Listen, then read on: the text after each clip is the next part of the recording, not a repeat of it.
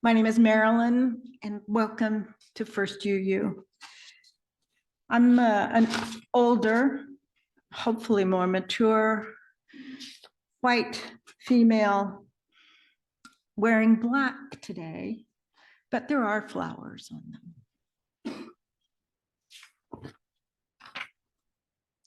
Friends, let us acknowledge that we walk upon the traditional territories of the Niukanska people, known sometimes by the name Osage, the original nations of this land.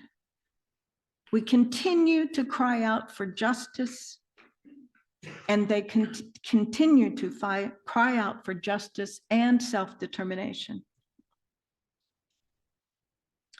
As we settle into this time of meaning-making together, we invite you to notice where you are.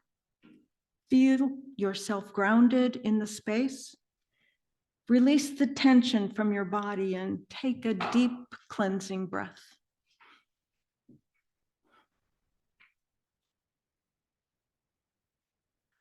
Our chalice lighting words are by the Reverend Julianne Lapp. We seek our place in the world and the answers to our heart's deep questions. As we seek, may our hearts be open to unexpected answers. May the light of our chalice remind us that this is a community of warmth, of wisdom, and of welcoming multiple truths.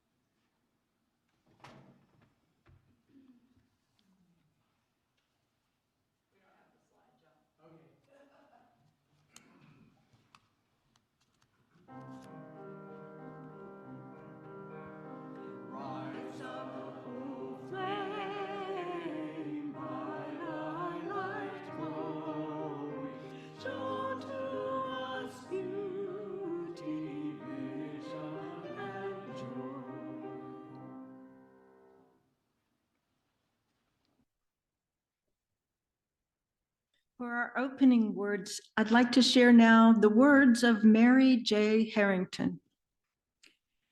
We come together today in praise and thanksgiving for the gift of life itself. Someone gave birth to us, and some of us have given birth. All of us have been mothered in our time. All of us have mothered. Let our time today be one of recognition that we arrive from so many places, joy and delight, wistfulness and longing and worry, unmet needs and unfulfilled dreams, loss and sorrow, loss and emptiness, loss and regret.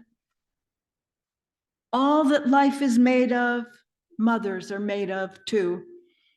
Today we sing the songs of many, of so many. Mothers who are single parents, foster parents, mothers who relinquished their young out of necessity, mothers who found their heart in adoption, and mothers who left their children in 1,000 ways. Mothers who rejoice and mothers who mourn. We sing the songs of the grandmother, the auntie, the classroom teacher, the Sunday school teacher, the babysitter, the neighbor with endless cookies and time. There is a kind of love we cannot live without. It is never too late, no matter our age or situation. We sing a song of gratitude for all the moments of being known, being cherished, and being found. As Kayla Parker reminds us, we know that our financial contributions to this congregation come from sacrifice and hard work. We are so grateful for this and commit together to ensure the funds we gather collectively do a greater good for ourselves and our world than they could have done alone. May we give in love and in hope. We pass the baskets as one way of supporting the church. Other giving options are available on the church website at springfielduu.org. The offertory today is "Now is the Month of Maying" by Thomas Morley and performed by the choir.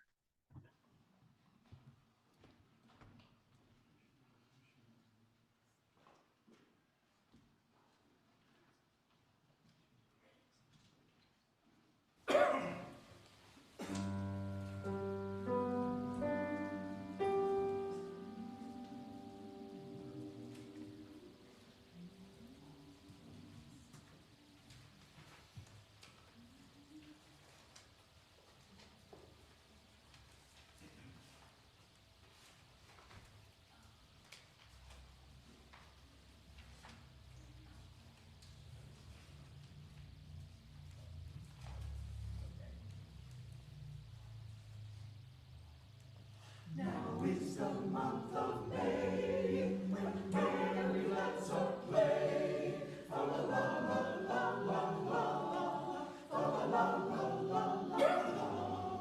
Now is the month of May, when merry lads are play. Fa la la la la la la, fa la la la la la la. Each with his bonny lass upon the greeny grass. La la la la la la la la. Each with his bonny lass upon the greeny grass. La la la la la la la. The spring with gladness does laugh the winter sadness. Fa la la la la la la, fa la la la la la la. The spring glad all its gladness doth laugh the winter sadness. Fa la la la la la la, fa la la la la la la. And to those bagpipe sound the nymphs tread on their ground. La la la la la la.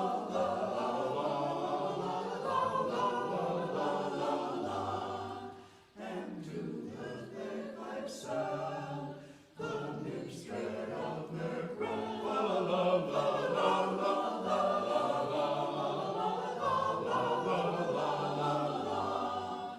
Find them licensed with music, you sweet delight refusing. Fa la la la la la la, fa la la la la la la.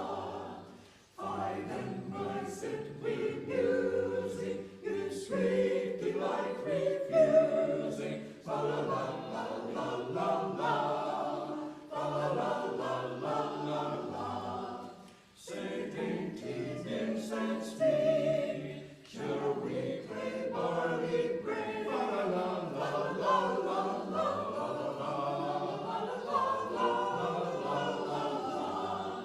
Say dainty nymphs and sweet, shall we play barley brave? La la la la la la.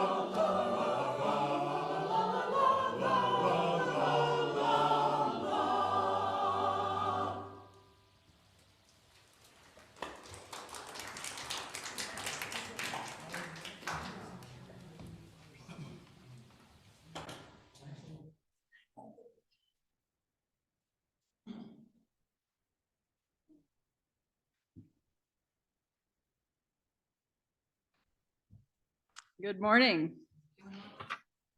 Thank you, choir. That was awesome.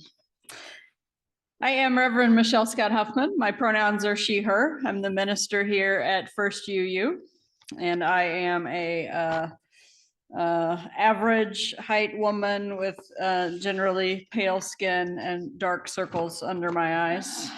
and wearing a red shirt and black pants today. So excited to be here with you all on this beautiful day. Earlier this week, First UU was a part of a local panel discussion intended to engage people of many different religious experiences other than our own. And I'm thankful for Colleen Apple, who represented First UU there quite well and eloquently. Other representatives on the panel included a few different flavors of Christianity: Catholic, mainline Protestant, evangelical Protestant, as well as a Muslim woman. The panelists received a list of questions in advance, and they all prepared their answers. And the questions were all designed to showcase diversity. Describe your faith community. What principles guide you? What are the most important religious virtues? Tell us about your holidays or festivals. Turn after turn, each participant shared their prepared answers, but then after the third question, the panel moderator threw out a question that hadn't been on the list. And I'm paraphrasing, but essentially it was, with all of these differences, what do you think we can work on together? What effort or service comes out of our faith commitments that may be compatible with the faith commitments of others at this table? And this is where the conversation shifted from diversity to pluralism. Now, I know there was an introduction last week to the concept of pluralism, but it seems worthwhile to point out again that pluralism and diversity are two different things. As Diana Eck, the director of Harvard's Pluralism Project, puts it, pluralism is not diversity alone, but the energetic engagement with diversity. It's not just tolerance, but the active seeking of understanding across lines of difference. It is the encounter of commitments. The language of pluralism is that of dialogue and encounter, give and take, criticism and self-criticism. Dialogue does not mean that everyone at the table will agree with one another. Pluralism involves the commitment to being at the table with one's own commitments. If diversity is a fact, then pluralism is an achievement. Now, there are two pieces of that quote from Dr. Eck that stand out for me. And the first is this idea of the encounter of commitments. Sometimes the encounter of our commitments with people who are different from us feels a little bit like a car crash. But sometimes it's a little more pleasant. So I've told this story before, and I apologize if you've heard it, but for me, it was an important reminder of the consequences, as well as, in some ways, the outright ridiculousness of some of our religious and anti-religious certainty. So I was teaching Intro to the Bible at Westminster College in Fulton, Missouri, and I had a student who was really quiet the first couple of class periods. She looked a bit shell-shocked. On the third day of class, I asked Suna, who had recently arrived in the US from Afghanistan, if everything was okay, and if there was anything I could do to help her engage with the material and with the class. Finally, after a few moments of hesitation, she looked at me and said, 2 weeks ago, I left a place where everyone I knew was Muslim. And if you weren't Muslim, you were probably going to hell. I got on a plane, I flew for a long time, and I got off the plane, and where I got off, everyone I've encountered is Christian. And if you're not Christian, you're probably going to hell. And they're all good and kind and smart and faithful people, and I don't know what to do with that. Fair.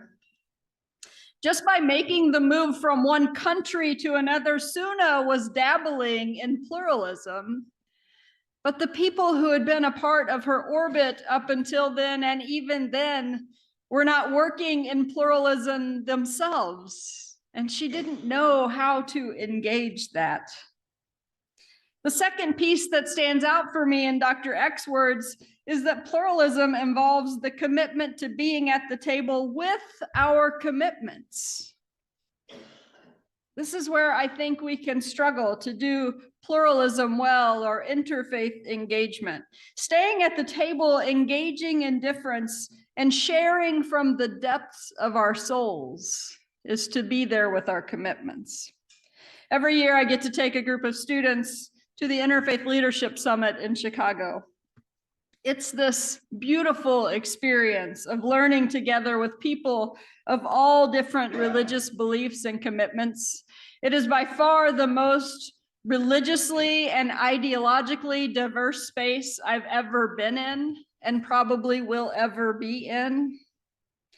The beautiful thing about it is it's full of all these people who come there to share the experience of their faith with one another, not to sit in a room and to be really careful about what they say so they don't offend somebody by saying Jesus or Allah or, whatever it is, but by sharing the depth of their religious experience and commitments and listening to those of others, daring to imagine that across this vast difference, there might be shared values that we can find when we tell our true stories, and that those values might propel us into faithful action together that benefits our shared world. In many ways, friends, that's what we do here on Sunday mornings, week after week. Being at the table with our commitments is the great pluralistic possibility of Unitarian Universalism. It is honestly remarkable that there are people of so many different religious and non-religious worldviews in this place. Oftentimes on a Sunday morning, I can look out across the room and see people who identify as atheist, Christian, deist, pagan, Buddhist, Jewish, humanist, both secular and religious. And I could go on and on. People who don't want to have anything to do with any of those labels even. But even more remarkable is that we show up here, and when we show up here, we can bring all of that with us. That instead of boiling us down to the least common denominator, we get to show up fully and authentically leaning into and acting out of our genuine belief system. And that's where the gifts of pluralism really begin to show up.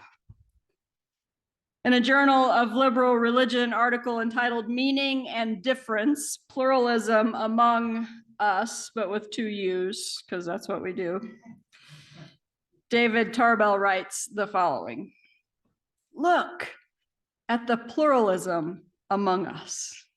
We find you pagans, you Christians, you Buddhists, you humanists.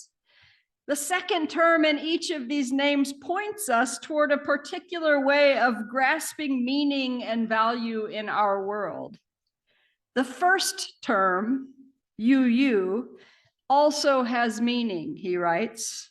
I believe that it denotes the fact that you whatever does not hold that second term position as being beyond question.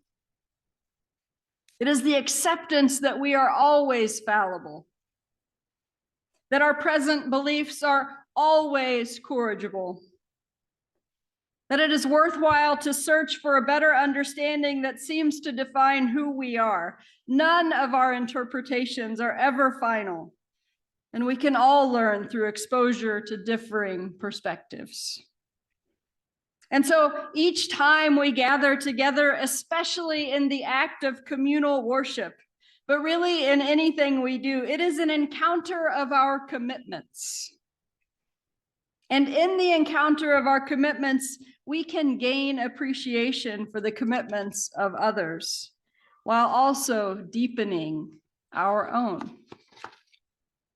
In a UU youth curriculum, call it Chorus of Faiths, It is helpfully described in this way. Religious pluralism is sociological, not theological. That means it is about how we live together and not necessarily what we think. We can disagree fundamentally about concepts like God, hell, creation, and still agree that we have to learn to live together well. This means agnostics, atheists, and non-religious people are welcome and an important part of the conversation about religious pluralism. So in that curriculum, it says, for our discussions, we will say a religiously pluralistic community has three things.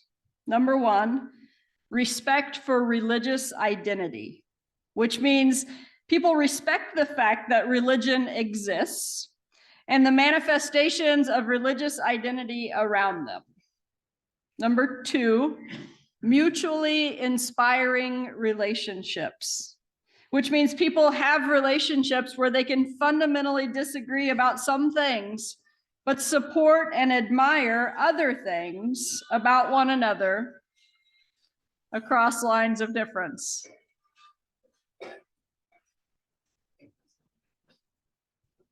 You were all supposed to go, come on, Eileen.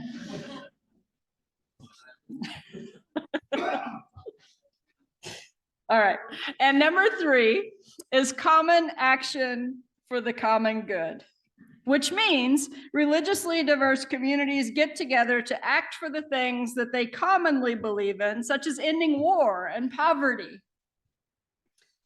In the last year or so, we've talked a lot about the UU Article 2 proposal that will be voted on at our General Assembly this year that changes the way we describe what we believe and what we think and how we act from the list of 7 principles to this set of values.